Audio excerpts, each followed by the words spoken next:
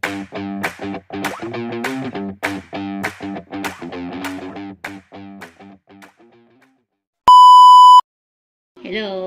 Dapat ganito tayo mag-prepare ng beaten egg. So, si-separate natin siya.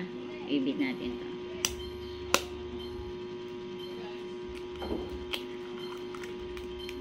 Kahit ano, basta always separate nyo yung check ng itlog ninyo. Ito, isa na siya. So, maganda yung itlog natin. Yan. Maganda yung ano niya. Walang problema. And then, tsaka natin siya ilalagay sa bowl.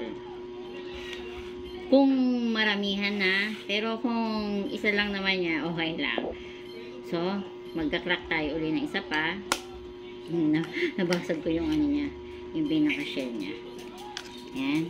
Tapos, ito, lagay natin siya uli, Ito, lagay natin siya uli. So, tsaka natin siya pagsasama-samahin.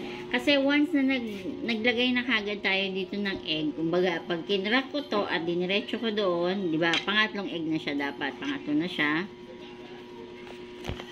Yan, hindi ko siya maano. Basta pangatlong egg na to, di ba, pangatlo.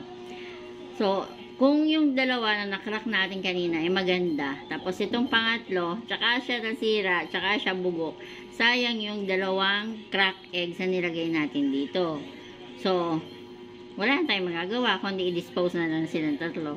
So, kaya mas maganda kung isi-separate natin yung ano ng egg, tsaka natin siya ilalagay dun sa isang lagayan. So, pangatlong egg na to, and maganda siya, saka natin siya ihahalo dito. Ganun dapat ang gawin para may masira man yung huli o yung pangalawa, at least hindi masisira siya lahat, diba? Ganun ang proper way ng ano ng egg ng maramihan. So, bye, salamat, sana makatulong.